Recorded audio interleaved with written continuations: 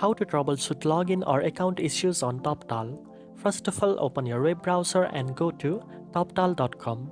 If you are having trouble logging in or accessing your account, the first step is to make sure your internet connection is stable and that you are entering the correct email and password. Next, if you have forgotten your password, click on the lost password link on the login page. Enter your registered email address and Toptal will send instructions to reset your password.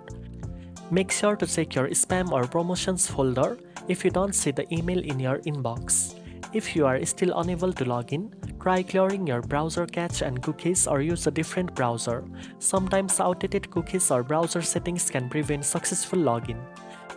For users who signed up with LinkedIn or Google, ensure you are selecting the correct sign in with LinkedIn or sign in with Google option instead of manually entering your credentials.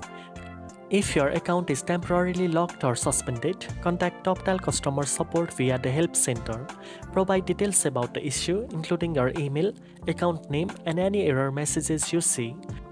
Toptal support usually responds within a short period and can guide you to regain your access. Finally, ensure your account profile information is up to date, including your email verification and personal details, as incomplete profiles may sometimes trigger login issues.